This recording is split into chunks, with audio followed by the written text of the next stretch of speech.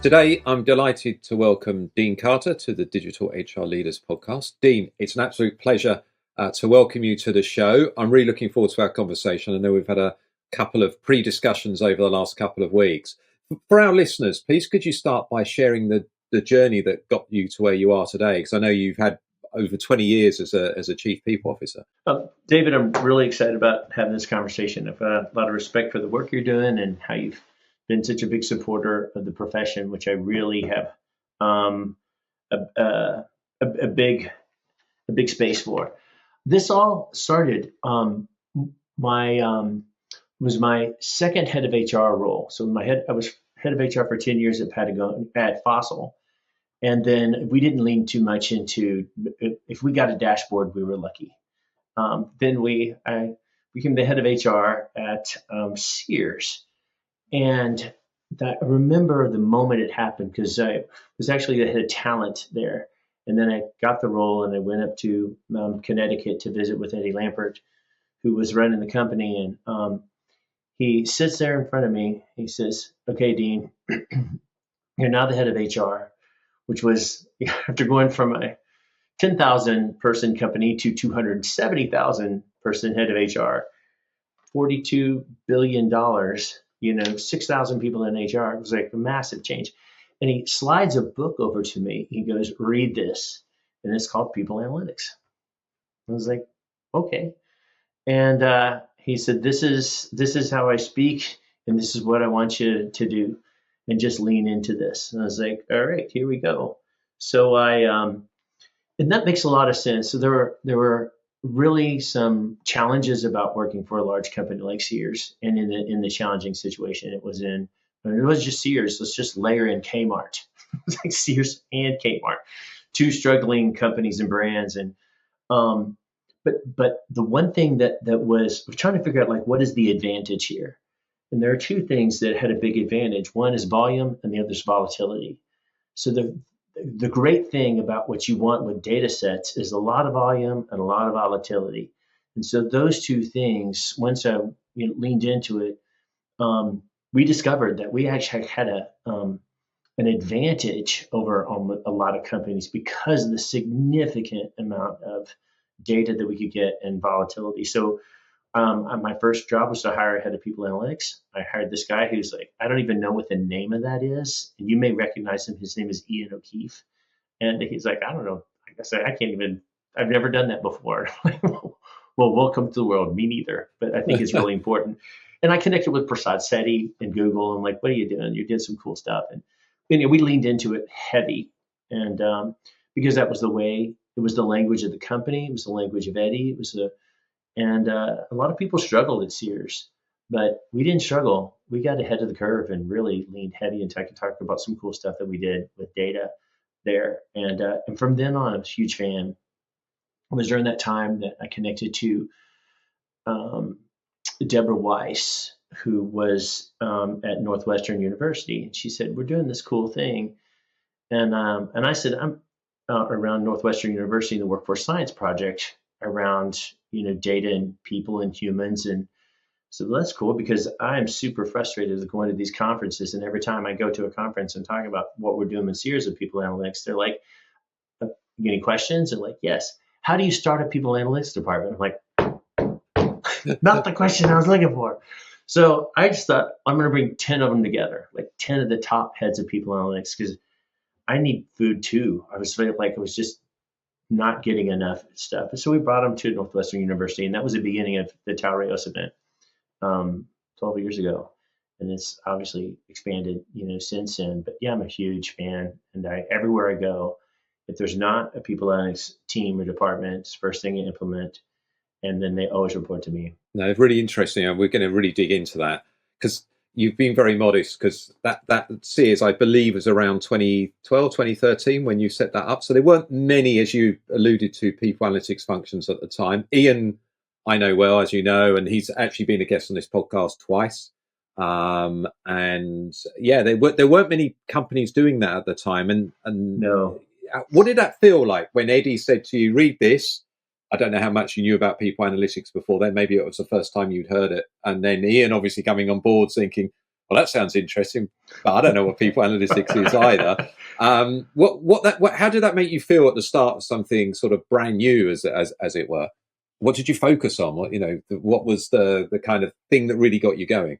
Well, I knew that I was on the heels of like a new head of HR that was at Sears every year or 6 months.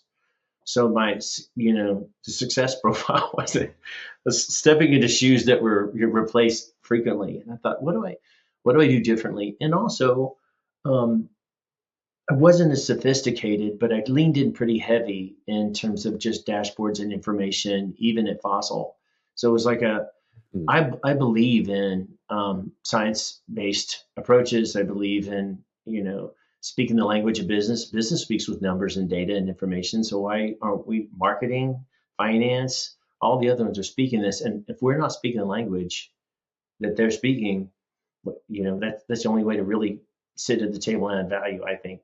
But that's my view is like we could take this situation at Sears, clearly adds executive support and big executive support. And a lot of people say, my CEO doesn't get this and doesn't support it. The opportunity to have a CEO who really supported it and willing to fund it. mm. And so we just ran with it, and I had the time of my life. It was really fun. I love like what's a problem to be solved and go, okay, how can we use a scientific method and be curious and go, well, let's lean into this and let's hack the time clock. We'll talk about that at some point, but yeah, let's hack into the time clock. And do you want me to share that story? It's actually really cool. Like, yeah, okay, Yeah, go on. Good. yeah. So let's talk So about the the time time clock. clocks That are sounds good. good. So we're at Sears, and the big challenge is, we have very scarce resources. And so my view is like definition of strategy is the allocation of scarce resources. And so how do we lean into that and go, how do I allocate my team to precise situations and challenges? So there was no system or no app or anything like that available. So we invented this thing called mood ring. Mood rings were around at the time. And then we hacked into the time clock of the hourly employees at Sears and Kmart and put in a system to capture their energy levels.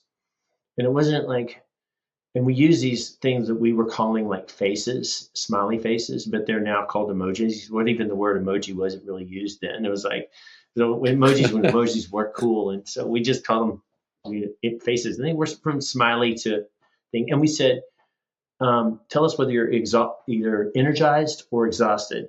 Those two, and there were 5 choices. We turned it on. We're like 70,000 pieces of data a day. 70,000, just Wow.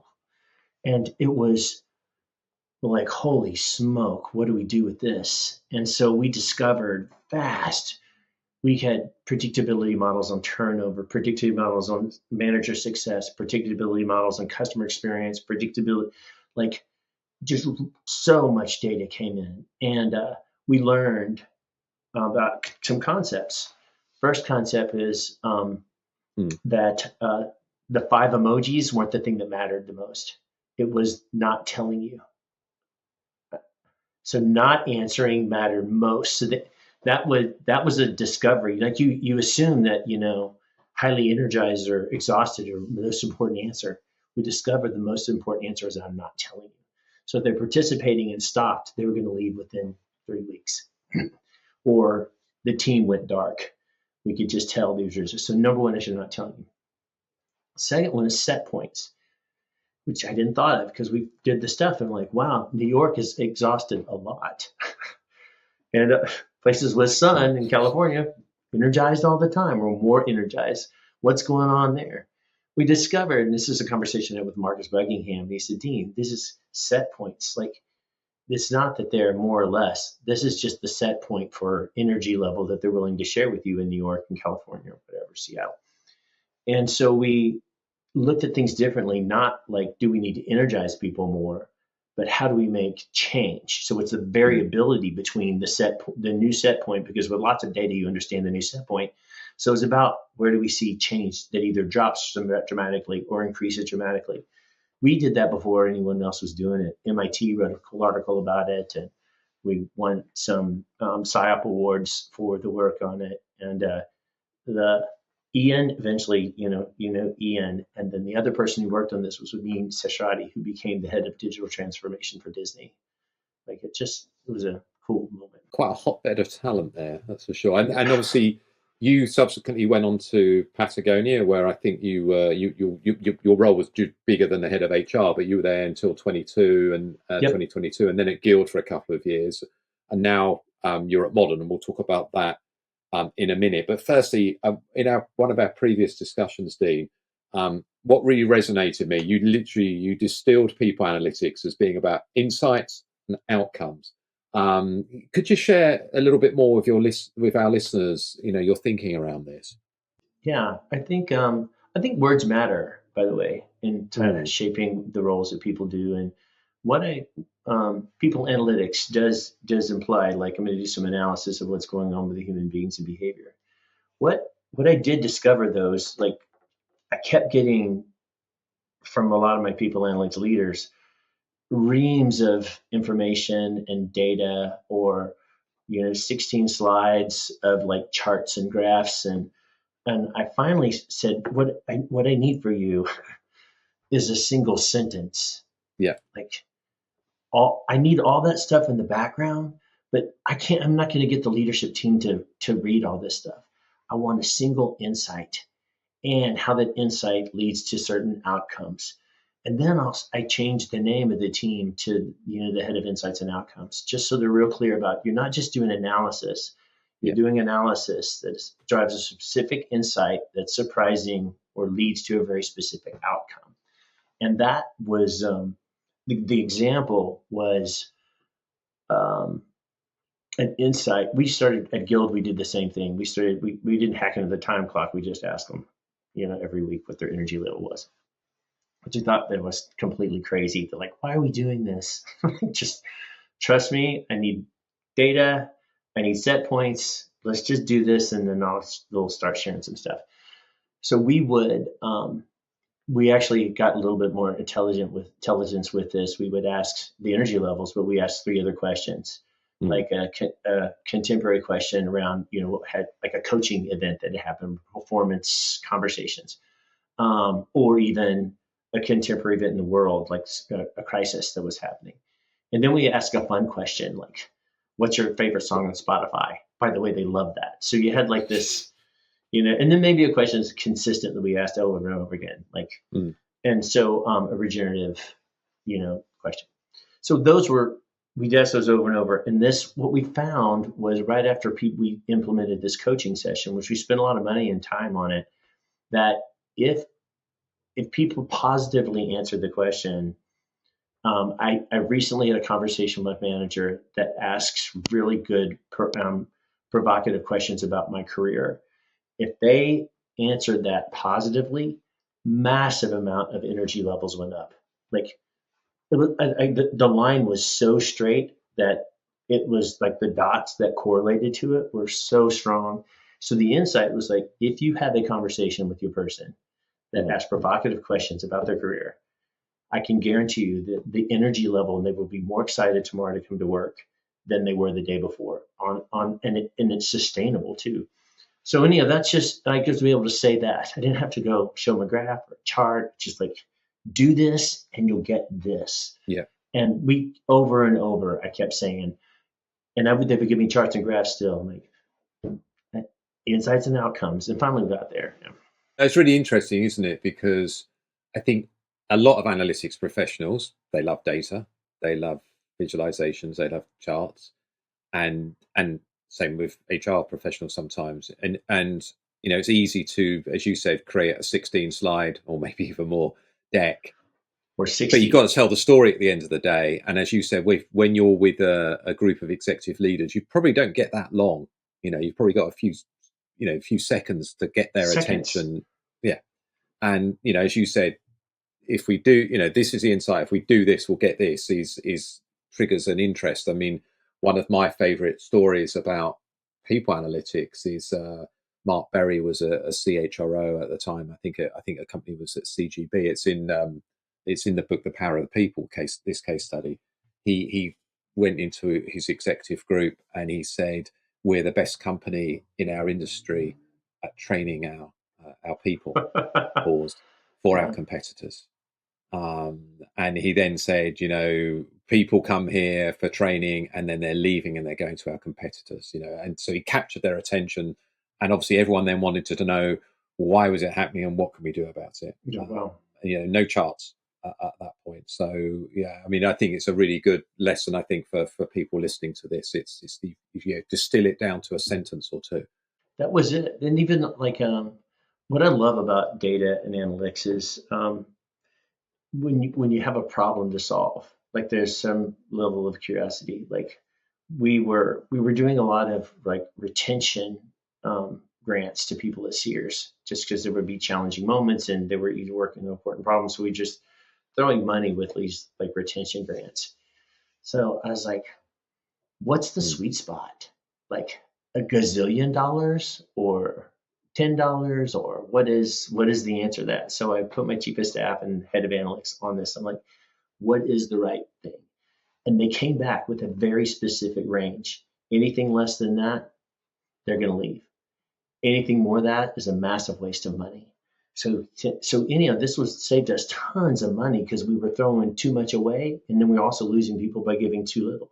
And so we really, by using analytics and understanding who was leaving, who was coming, who was staying after these retention grants, we saved a ton of money and much more crisp with the money that we're spending. That's just a great example of like, here's a problem, let's look at it, and then how to solve it. It's just that insight it can give you to help you make a better decision and get a better outcome at the end of the day. That's what we're looking for. And break myths. Break myths. Like my favorite myth busting is the myth that because you work at home and work from home, you can't help but being depressed and lonely. Like you will automatically be depressed and lonely if you work from home. So which all the people like, really, I really want to work from home, but I know it makes me depressed and lonely. I don't feel like connected to a community. So the answer to that is like, then bring everyone back to the office. So at Guild, the CEO was like, I'm not going to do that. I just think there's another way. So I gave the question to my work lab team, who like their only job is like 3 people to solve problems using data. Just like, okay, this is a problem. So they came back with a hypothesis that let's look at people that are located with a certain geography, like a cluster that within a drivable distance. And let's just make a new job called community captains. And then let's have them create community in the way that makes sense for that particular community. Let them invent that. So we created 20 community captains. We gave them more money for it, changed their job, did a pre-post, like, how do you feel about loneliness, connection, community, all these things, productivity, all that. Then 8 months later, after implementing the captain program, the organizations that the captains were highly active in their community in Orlando and Chicago went through the roof on, I don't feel lonely, I feel connected, I have a community. This was cross-level, cross-department, everything. You had vice presidents to hourly workers all going to bars together and hanging out. In Chicago, they like pubs. In Orlando, they did outdoor activities. But it mattered by the engagement of the community manager. What happened is in the corporate office, no change. They were just zero. So that was my set point. So people who stayed in the office had the same exact experience in terms of loneliness and connection and all that they had before. But the people that the active people who were not in the office actually became more engaged and less lonely and more connected. But that's my like thing around using data to bust myths and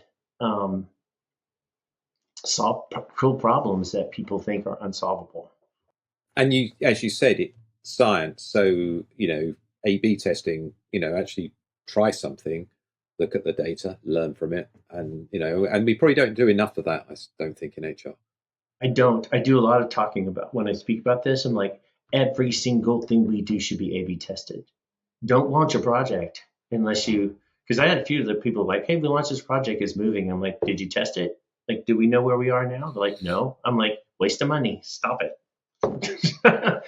Don't, everything we do should use scientific method of A/B testing, because we A/B tested the captains when it came down to budget time. Easy, we spent the money on That's a great story so far. We're only 20 minutes in, Dean. I know there's going to be more.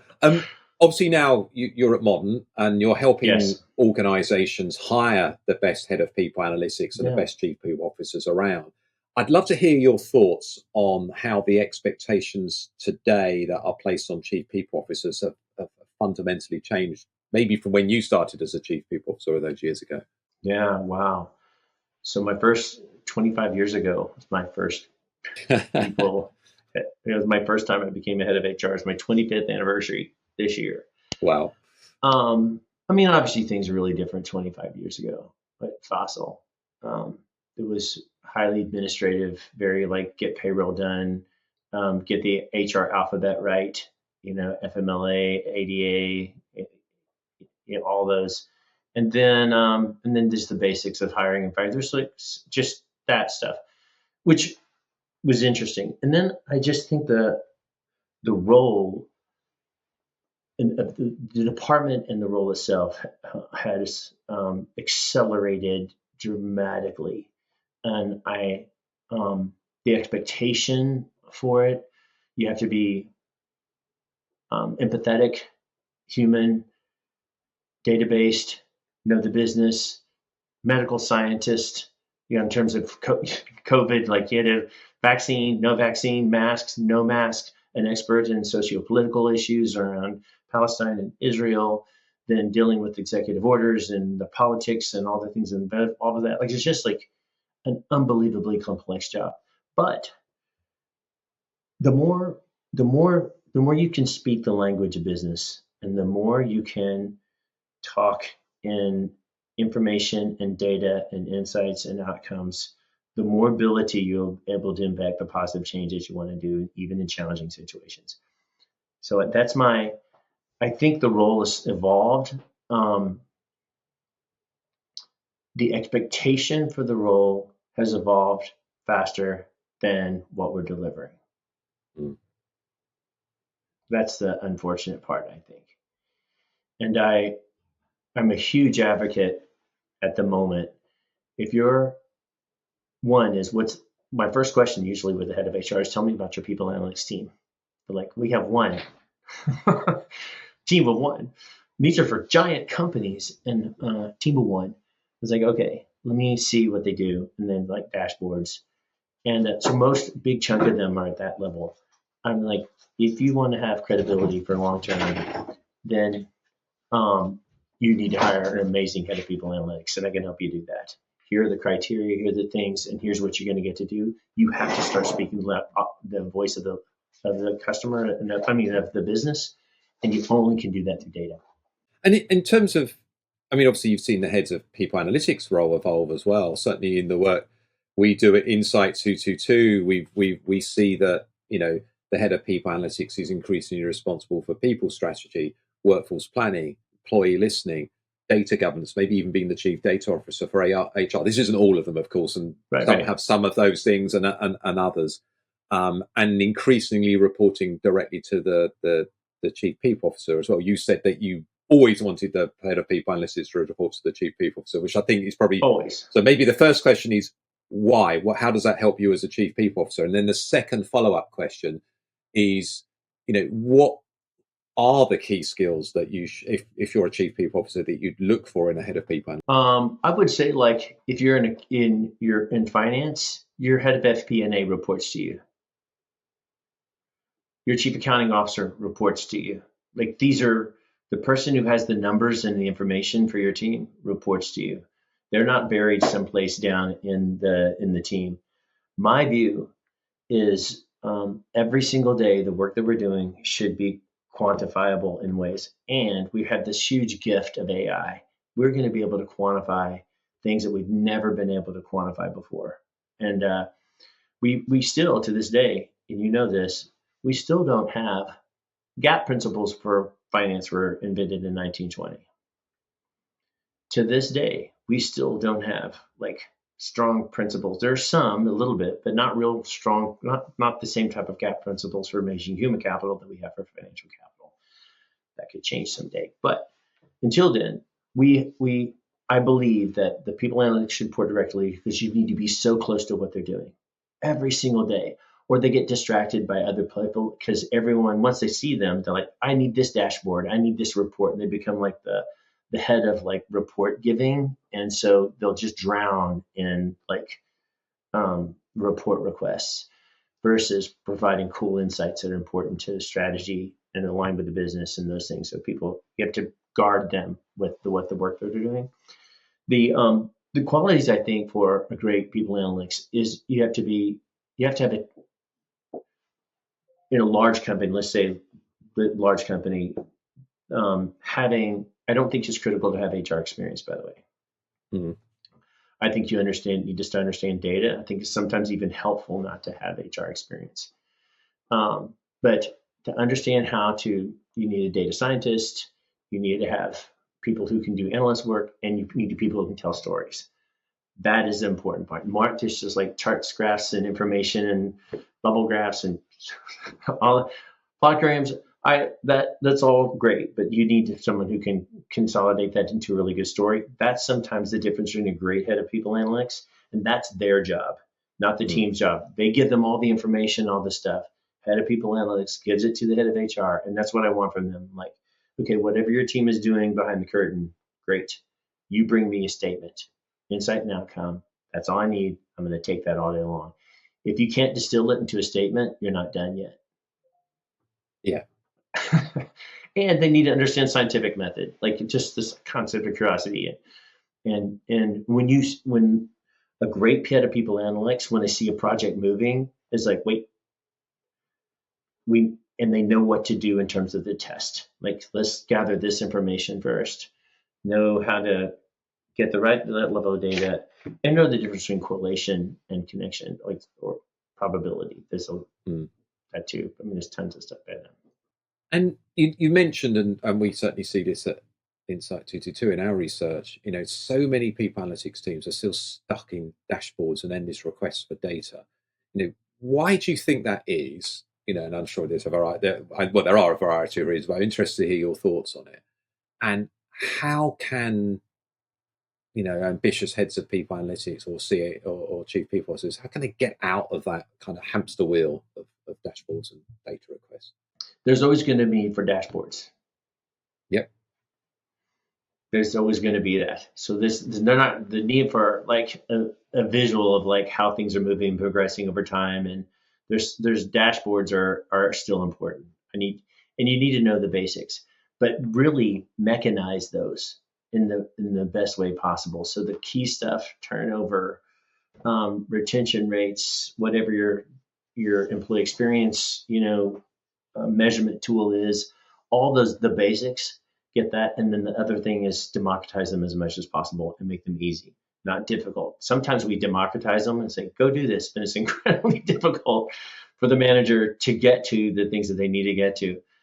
Because of AI and because of advancing tech, my view is to get as much of that dashboardy type stuff into the hands of managers that they want to see these things for their particular team or their particular one more and more.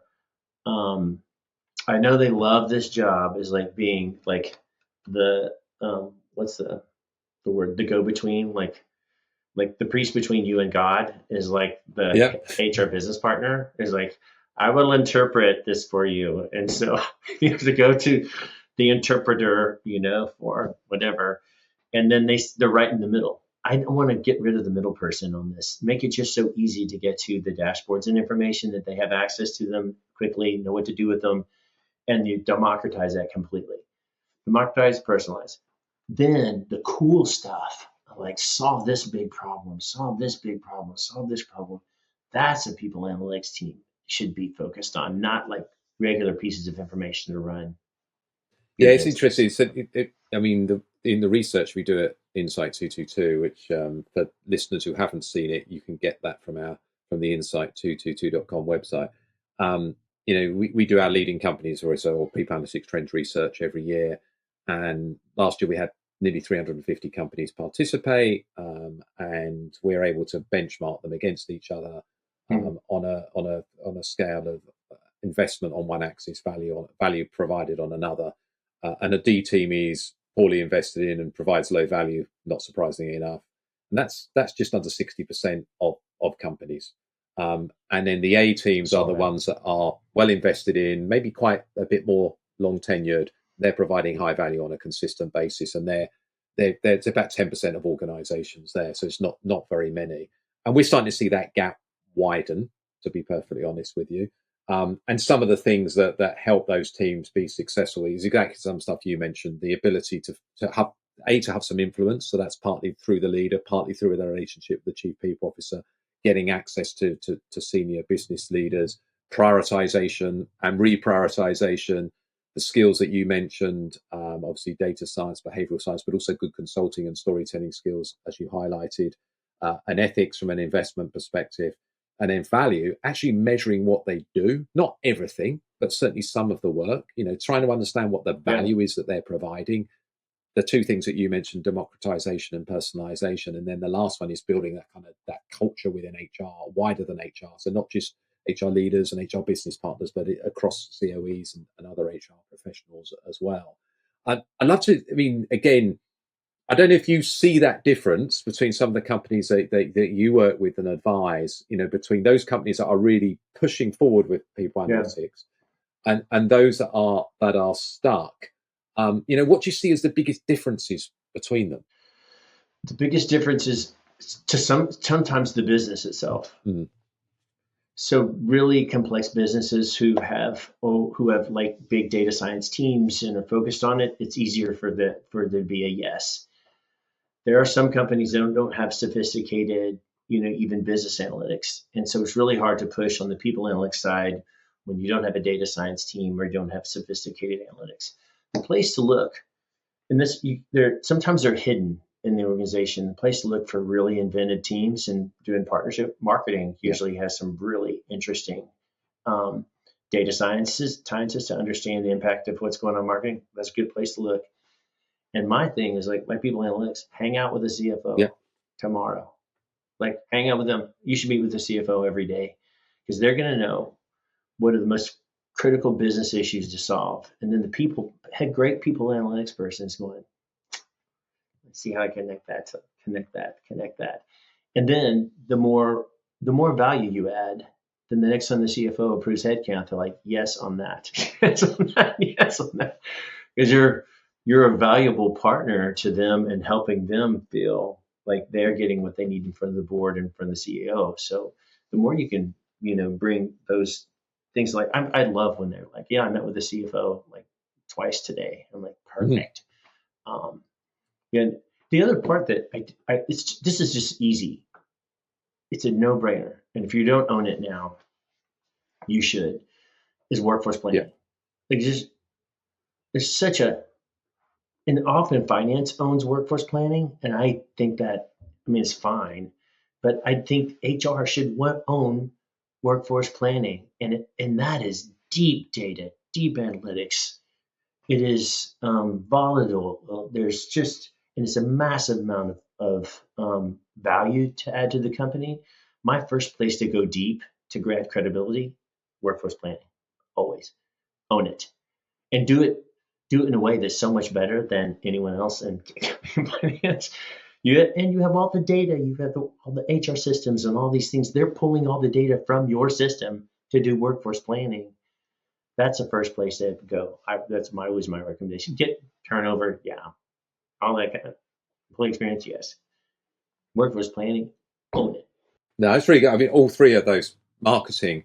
Obviously at Sears and at Patagonia, strong retail element, obviously to those organizations. If you're working, if you're inspired by marketing, you can also, as I'm sure you did, you can start to understand, okay, what's the impact of employee experience, employee engagement on customer engagement, and you've got those two very powerful data sets together. I don't know if you could talk to that, and then I'll come to the finance and workforce planning parts in a minute. Yeah, I mean, there's a lot of studies on the connection between employee experience and the customer experience. I mean, the most famous one is the one done by Sears, before I was 30 years ago, and it was done with data. And so you maybe we questioned kind of the methods 30 years later on surveys like that, but regardless, there's been so many more that have come after that. It's not, you can chat GPT anything tomorrow and find huge connections between those two. I think that's some of the challenge with employee experience, I think, is getting the navel gazing around just increasing the experience. And then they just measure, well, employee engagement went up Yeah. 16 points, belonging went up 32 points. Like what? Yes. Okay. So what? And so, what was the impact on the business outcomes? Yeah, yeah, So what? And I think we miss the so what yeah, so much. We get caught up in our own little like, yeah. yeah, experience with this went up and belonging went up and all these. Yes, and um, that was an important part when we did. We implemented the 4-day work week at Patagonia. We There was a lot of like, wow, how's this going to impact productivity? How are we going to do this? What's it going to be the financial impact? Lot of hand wringing on us, but it was meant to solve a very specific business problem, which was our climbers and skiers were leaving. So it's an important part to have really amazing climbers and skiers design climbing and skiing product. And we believe that Mm, the people mm. using this stuff should be the one building and designing it and selling it. And so, yeah, they were leaving because Ventura is a great place to surf, but it's a really terrible place to ski or snow or climb. So we came up with this, and then we came to this concept of what was measuring it beforehand. And we asked different questions as you typically ask. And we partnered with the university, asked like 96 questions. It was a lot. What's my relationship with my spouse? What's the relationship with my children? How can I buy healthy food? What's my ability to go to the doctor and dentist? I have the ability to do the things that I love on the weekends. I have all these questions in addition to productivity, collaboration. So I layered in the typical ones, but we added a lot of questions about life impact. We did a pre, before, and then post after the implementation of the 4-day work week. And basically what we did is we condensed it. So there were 9-hour days. And then we closed every other Friday, and the other Friday was a 4-hour work week. So it was basically over 2 weeks, you still work 80 hours. We just condensed it. All of the human stuff went up off the roof. Like I have a better relationship with my spouse. How many companies say they have a better work makes a better relationship with their spouse? We'll talk about that in just a second. But then productivity went up, innovation went up, collaboration went up. The concept when Von Chenard had this idea of like people will do the work that you compress them to. If you expand it, it's like building freeways. You build more freeways and more cars drive it down. It's same thing. 5 days, people spread the work out over 5 days, and we found a way to compress it into 4 days and highly productive. We made a ton of money. It was, yeah, it was, but we had to do the pre and post test, and we didn't just measure, those things. And this comes down to like value for human beings, like this concept of, total rewards.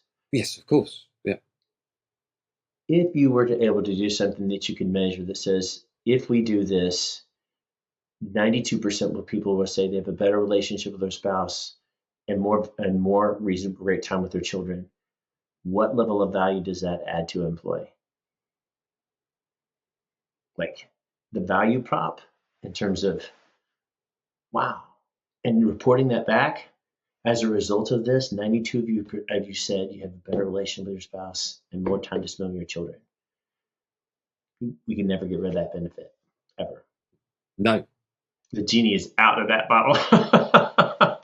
What and you demonstrated that not only did that have the benefit to the workforce, but it also had a benefit to the business, as you said, collaboration, innovation, financial Productivity, outcomes, profitability, all those went up. all Yeah. those things which are so important, but doing the right thing as well. I mean, and I think that's maybe maybe that's a direction where the work around people analytics can go. But as we collect more data and as we get better technology through AI, maybe we can demonstrate, maybe better than we have today as a profession, that actually if you treat people well, it is not just because it's the right thing to do, but you do it because actually you generate better business outcomes as well. Yes. And by the way, you lose the things that you think treat people well unless you start connecting to the business. Like those Mm. go away because someday someone's going to ask, what's the value of that? I'm curious, is um, there's a lot of stuff coming about engagement and experience and one of the concepts of like loving work, like love at work. Um, is anyone measuring the emoji at work? Do you know, that's a really good question. I did do an episode recently with Sean Holyfield of Amazing Workplace, and they are measuring employee happiness. And Sean came across it um, actually when he was running another company, a tax company, and came across this concept of employee happiness, tried it at that company, and it reduced turnover, helped with hiring, and increased Um, business outcomes. And then he took it in and created a company that actually helps other organizations to do it. So I think employee happiness is certainly okay. something that people are looking at. But yeah, I've not seen the emoji stuff, no, but you think it would be a good thing to measure. Yeah, when I ask people about the concept of love, and I'm like, how many of you use the heart emoji today? And like 99% of the people raise their hand. How many of you chose the color red, blue, green, whatever? And they're like, yeah. How many of you are deciding between a heart and a thumbs up? And like 90% of the hands raise up. How many like the little celebration toot or a heart or red? Like all these, we are deciding every single day, multiple times a day, how to express an emotion of red heart, blue heart, black heart, green heart, celebration, uh, good job, all these things. And we don't, for some reason, we Mm. haven't figured out how to measure that. It's such valuable data. Like you think about what things happen in a moment right now. For some reason, a lot of red hearts are showing up. Like what's going on? Or in a town hall, you see them start to rise up when people say something that really resonates. You'll see celebrations or thumbs ups. I'm really surprised if someone hasn't figured out how to measure that. I asked my Yeah. head of people analytics, I'm like, dig into that. Like, I want to know. I'm just curious. What do they mean? Like, do they correlate to anything? And I have a suspicion that they do. So, if anyone is listening to this episode and they work in an organisation that is measuring this, then do get in touch with me or Dean, and we'd love to share. I'd love to share that story at some point, either through a podcast episode or another means. So, and you mentioned finance. Yeah, Interestingly, we found a characteristic of what we call leading companies at people at Insight 222, the A teams. We yeah, found that those that were, as I said, measuring outcomes, they tended to have, not surprisingly, a strong relationship with finance. So they're actually delivering commercial value and other types of value to the organization. And you're right. I mean, it's such an important and maybe underestimated relationship for people analytics to have, because you said, A, because of the impact you can have, but B, is when you're putting in, because many people analytics teams are growing. If you're delivering value and finance can see that, then as you said, you get the tick in the box. And I think there's a nice link there to what you said about workforce planning as well, because as you said, workforce planning is owned in some companies by finance, and it ends up being a very cost-based exercise most of the right, time. Whereas I think when people analytics and HR get involved, it's a bit more complete, and we're certainly seeing 100%. with the skills data around at the moment as well, and the organisation moving more towards a skills-based approach, um, that people analytics teams are playing such an important role in Yeah, helping them to do that. And again, that is having, in some organisations an impact, business impact, and also having better talent outcomes as well. So I think you identified there a good area for maybe people listening to this that want to increase value with people analytics. Look at workforce planning. and another way to think about like skill planning. The talent team usually is like, how do we increase, talent mobility? Just this broad concept, and they kind of work. And I feel like sometimes the team is a Swiss Army knife. What I want them to think about is this: I need one person, or at least a team, to think about how do people do the job they're doing today better. That's it. Are you in measuring that capability? We're not really great at measuring that capability of doing the job we're doing today well. Period. Or are you improving the skills that take to do that? I need someone who charges an ability.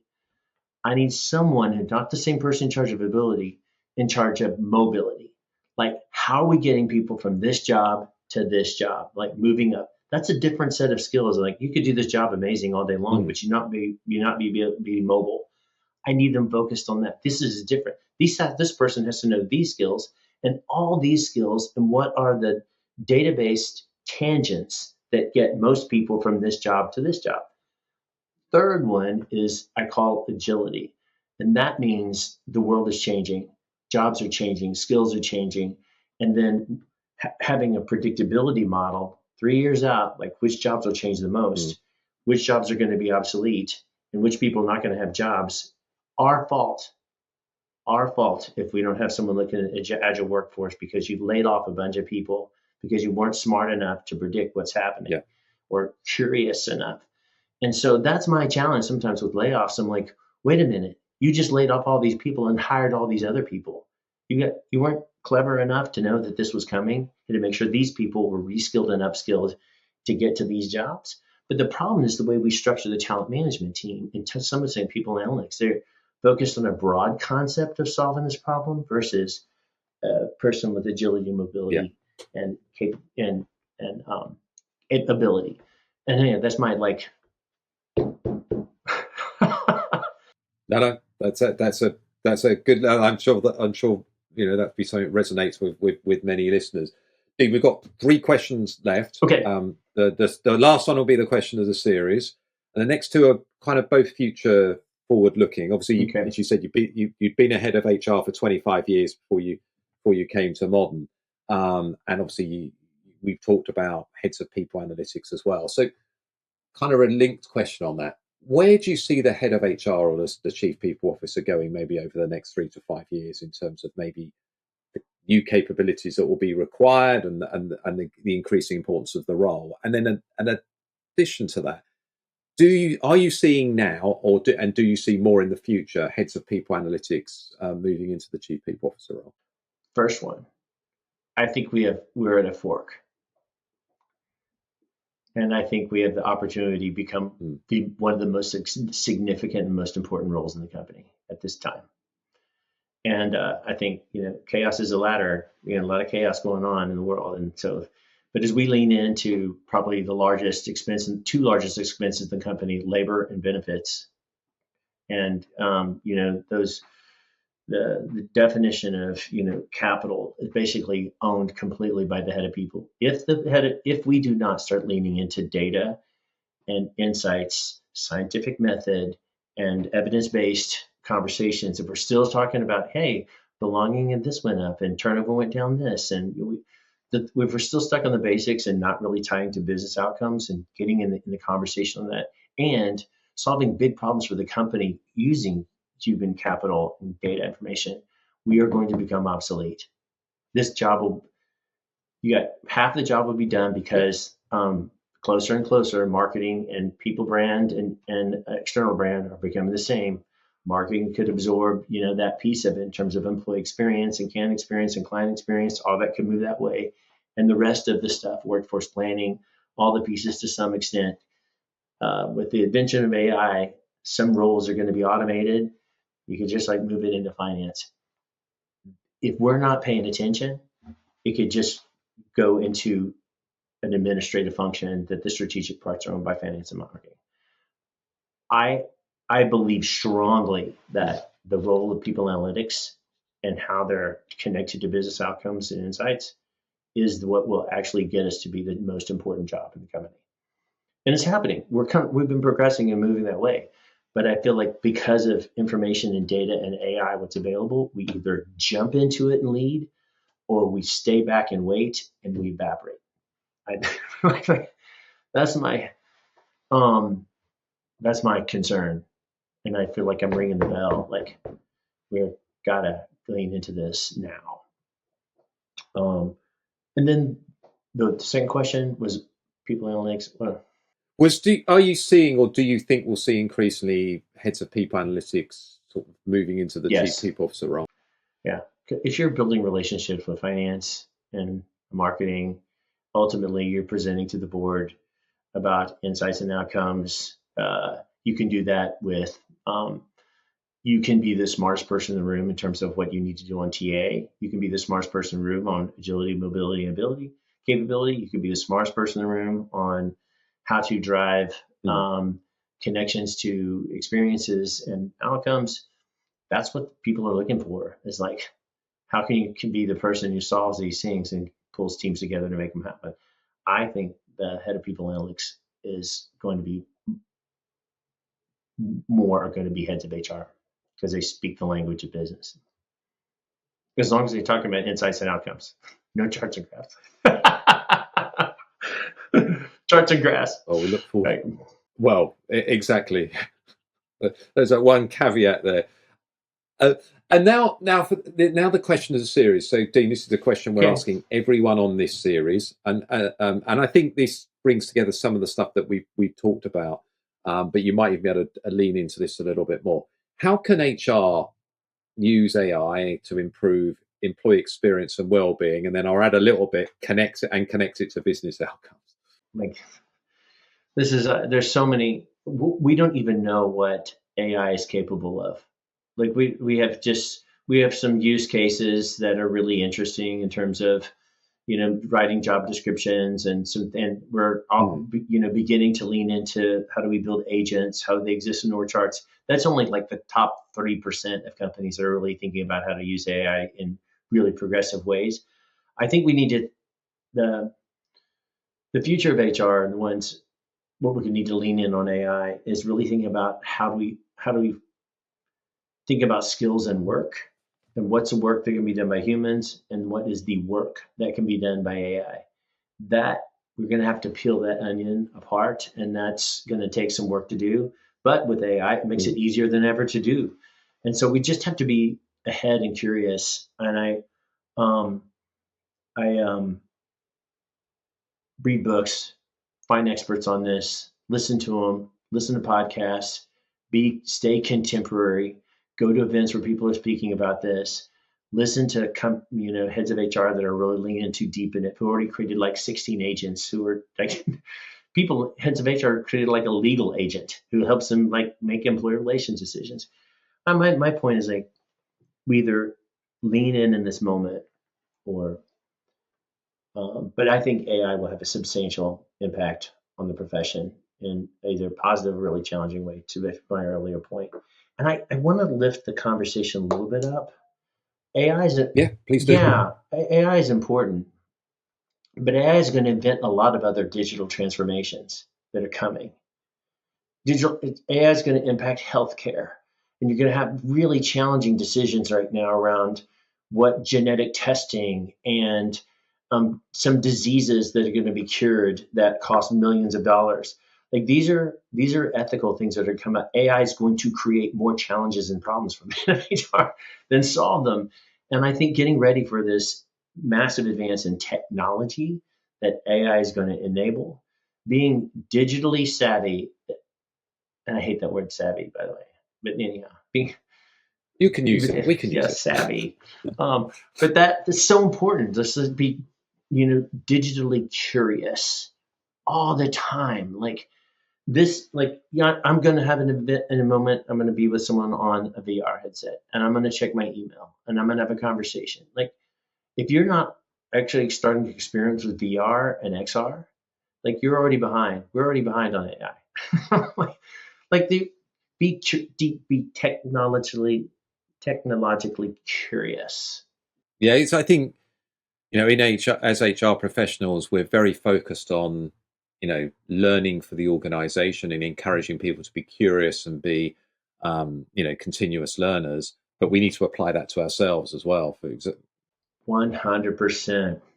And you can be so caught up in the job work, because it's a never-ending job. All of them are, and then not pay attention to, like, are you looking over the horizon? It's coming. It's coming. It's coming. And you mentioned in your answer there, go to great events. Well, we're going to both be a great event in a couple of weeks' time. You mentioned it earlier, Taurus in Chicago, which obviously is convened by Deborah Weiss at Northwestern. So looking forward to meeting you in person there. Me too. Dean, but also I'm also looking forward, because it's the first time I've been to Taurus and I've heard so many great things about it. I also think Ian O'Keefe is going to be there as well, I imagine. So Ian will definitely be joining the circle here, which is great.